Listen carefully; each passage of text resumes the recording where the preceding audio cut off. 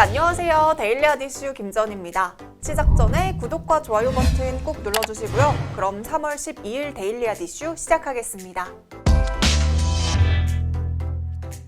먼저 오늘의 테마 스케줄입니다. 첫 번째 스케줄은 코스피 시가총액 규모별 지수 정기 변경입니다. 대형주에서 중형주로 이동이 예상되는 종목으로는 포스코 인터내셔널과 현대해상, KCC 등이 있고요. 중형주에서 대형주로 이동이 예상되는 종목은 신풍제약과 녹십자, 키움증권, 두산중공업 등이 거론되고 있습니다. 이 밖에도 소형주에서 중형주로, 중형주에서 소형주 지수로 종목들이 변경될 예정입니다. 두 번째 스케줄은 거리두기 조정안 발표입니다. 정부는 3월 셋째 주 적용할 거리두기 조정안을 발표했습니다. 아직까지도 코로나19 확진자 수가 400명대로 유지되고 있는 만큼 현행 거리두기 단계를 2주 더 연장할 예정이고요. 5인 이상의 모임 금지도 그대로 유지하겠다고 발표했습니다. 지금까지 오늘의 테마 스케줄이었습니다. 금요일인 오늘 국내 증시는 간밤 뉴욕 증시 훈풍에 코스피가 상승으로 출발했습니다.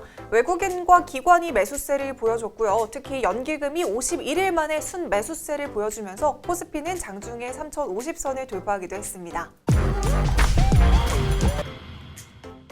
이어서 오늘의 주식시장을 들썩이게 한 오늘의 특징주 살펴보겠습니다. 첫 번째 특징주는 액션스퀘어입니다. 액션스퀘어가 지난해 별도 기준 영업이익이 흑자로 전환하면서 관리 종목에서 탈피했습니다. 액션스퀘어는 지난해 4개년도 연속으로 이 별도 기준 영업손실 사유로 관리 종목에 지정이 됐습니다. 하지만 지난 11일 감사보고서 제출 공시를 통해서 지난해 별도 기준 영업이익이 12억 원을 기록하면서 전년 동기 대비 흑자로 전환했다고 공시했습니다. 지난해 게임 제작 스튜디오 개편과 인력 축소 등을 통해서 고정성 경비를 줄였고요. 그래서 별도 기준 영업이익 흑자 전환에 성공할 수 있었습니다. 이에 따라 관리 종목 지정 사유인 4개년도 연속 별도 기준 영업 손실 사유가 해소가 되면서 관리 종목에서 탈피할 수 있게 되었습니다. 앞으로는 액션스퀘어의 대표 게임 삼국 블레이드의 대규모 업데이트와 신규 대작 게임 개발을 통해서 실적 반등에 나선다는 계획입니다. 두 번째 특징주는 CJ 프레시웨이입니다. CJ 프레시웨이가 51주 신고가를 경신했습니다. 외부 활동이 재개되고 외식 업체들의 영업일수가 정상화되면서 이달부터 매출의 회복 강도가 점차 강해질 수 있다는 증권사 분석이 호재로 작용했습니다. 지난해 12월부터 올해 1월까지는 국내 외식 수요가 코로나19 1차 확산 시점과 비교하면 부진했지만요. 2월부터는 점차 월별 반등이 예상되고요. 3월부터는 전년 동기 대비 정도로 증가세가 강해질 것이라고 전망되고 있습니다. 특히 외식 수요 회복의 최대 수혜주로 CJ 프레시웨이를 꼽았는데요. 코로나19 국면에서 이 매출 감소와 고정비 절감 강도가 가장 컸던 만큼 수요 회복 국면에 들어서면 실적 개선 강도가 가장 강하게 나타나는 업체가 될 것으로 보고 있습니다. 세 번째 특징주는 대성 파인텍입니다. 애플이 아이폰처럼 외주 업체에 애플카를 아웃소싱하는 방식을 채택할 것이라는 전망이 나오고 있습니다. 업계에 따르면 애플은 최근 유명 완성차 업체들과의 협상이 무산되면서 아이폰과 같은 아웃소싱 생산 방식에 무게가 실리고 있다고 전했습니다. 애플카 제작에 필요한 디자인과 설계 등을 애플이 담당하고 최종 생산만 완성차 업체에서 진행하는 방식은 기존 완성차에게는 협력업체로 비추어질 수 있기 때문에 이 기존 완성차 업체와의 파트너십 가능성은 상당히 낮을 수 있다는 거죠. 그래서 기존의 아이폰 제작 방식을 애플카에도 적용해서 설계와 디자인 완성 후 협력업체의 조립을 아웃소싱하는 방식을 택할 것으로 관측되고 있습니다. 유럽칸 업체로는 최근 LG전자와 전장 부품 합장사를 설립한 마그나와 아이폰 생산 기업인 대만의 폭스콘이 유럽 업체로 떠오르고 있습니다. 마그나는 5년 전 애플카 프로젝트 초창기부터 애플카 생산 논의 진행을 지속해왔고요. BMW나 다임러, 제규어 등의 유명 브랜드 업체의 럭셔리 모델을 생산하고 있는 기업입니다. 또한 폭스콘은 아이폰 생산 업체로 애플과 오랫동안 관계를 지속하고 있다는 점이 부각이 되고 있습니다. 여기에 대성 파인텍은 지난 2013년 마그나와 6년 동안 정밀 자동차 부품과 금형 공급 계약을 체결한 바 있고요. 현재도 마그나의 부품 공급과 타 글로벌 완성차에게도 부품을 공급하면서 수혜 기대감에 주목을 받고 있습니다. 네 번째 특징주는 SM입니다. SM이 실적 부진의 약세를 보였습니다. 전날 SM은 지난해 4분기 매출액이 1,842억 원, 영업이익은 13억 원을 기록해서 전년 동기 대비 각각 5%와 90.2% 감소했다고 밝혔는데요. 영업이익은 시장 컨센서스 60억보다 훨씬 낮은 어닝쇼크 수준입니다. 사실 엔터업계가 코로나19에 따른 실적 부진은 당연하지만요. 빅히트는 44% 증액했고요. JYP도 전년 대비 플랫 수준의 이익이 예상되고 YG도 적자 사업 중단으로 개선이 된 상황입니다. 하나금투 이기훈 연구원은 SM도 YG처럼 위버스와 협력해서 온라인 사업을 강화하고 적자 사업부를 정리하던지 JYP처럼 2년 동안 3개에서 4개 팀이 데뷔하는 성장 모멘텀이 있어야 되는데 이 적자 사업부가 가장 많은 SM이 코로나19 구간에서도 이런 노력들이 나타나지 않았다고 진단하고 있습니다.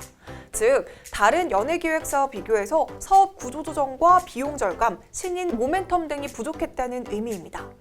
주가가 회복하려면 디지털 사업 측면에서 가시성이 높은 수익 모델을 투자자들에게 제시해야 될 것 같고요. 어닝쇼크 발표에 주가도 함께 장중에 4%대 약세를 보였습니다. 네, 그럼 본격적으로 오늘의 핫 이슈 알아보겠습니다. 오늘의 핫 이슈는 쿠팡 시총 100조 원 실화냐? 쿠팡만 대박? 우리도 대박입니다. 네, 현지 시각으로 11일 쿠팡이 뉴욕 증시에 성공적으로 상장을 완료했습니다.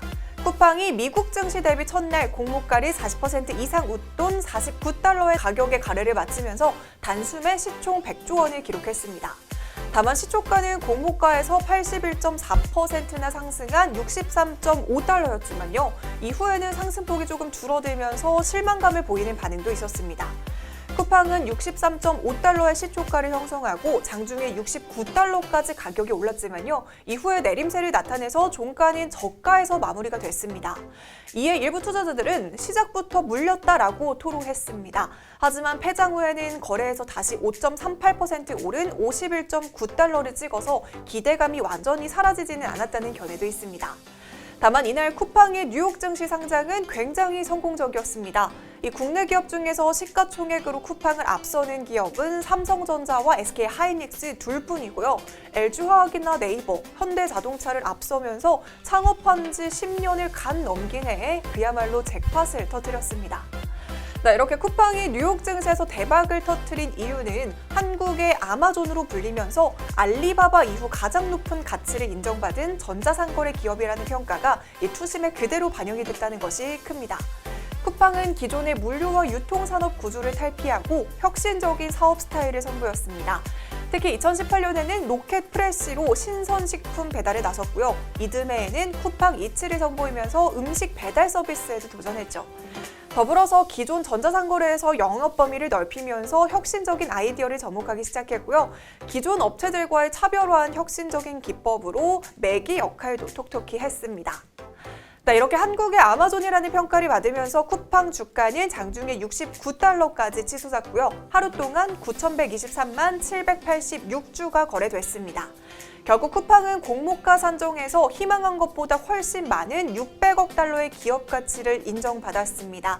이날 종가를 대입하면 현 시가총액은 845억 달러, 한화로 약 96조 원에 달하고 있습니다. 주가 매출 비용은 5.4배에 달하는 높은 밸류에이션으로 아마존보다 3.4배 높고요. 알리바바와 유사한 수준입니다. 하지만 지난해 쿠팡의 이커머스 시장 점유율이 아직 13% 수준에 불과하다는 점에서 아직도 성장 가능성은 월등히 높다라고 평가되고 있습니다. 네, 이렇게 화려한 쿠팡의 상장에 오늘 국내 증시는 쿠팡 관련주 잭팟이 터졌습니다. 일단 쿠팡에 가면 함께 가는 종목 네이버는 장중에 6% 넘게 상승했는데요. 국내 대표의 이커머스 사업자인 네이버의 주가 재평가도 이루어져야 한다는 목소리가 다시 주가 상승 동력이 되고 있습니다. 네, 이어서 한국전자홀딩스도 이 쿠팡의 대규모 물류센터 확보 계획에 어제 이어서 이틀 연속 상한가에 도달했습니다. 네, 미래생명자원은 장중에 22%대 강세를 보였는데요. 쿠팡의 반려동물 전문 브랜드 탐사에 피부와 관절, 면역 3가지 기능성에 대한 트릿과 과립 제품을 공급하고 있어서 관련주로 부각이 되고 있습니다. 이 밖에도 드라이아이스 기업 태경케미컬, 배송 관련 재지 테마인 세하, 이커머스 사업회사인 지어소프트, 결제 관련주 다날 등 쿠팡효과에 함께 주가가 들썩이는 모습을 보였습니다.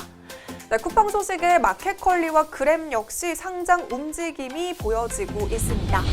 네, 오늘 제가 준비한 소식은 여기까지입니다. 이 영상들 아직 안 보셨다면 함께 시청해주시고요. 여러분 즐거운 주말 보내시고 오늘도 시청해주신 모든 분들 고맙습니다.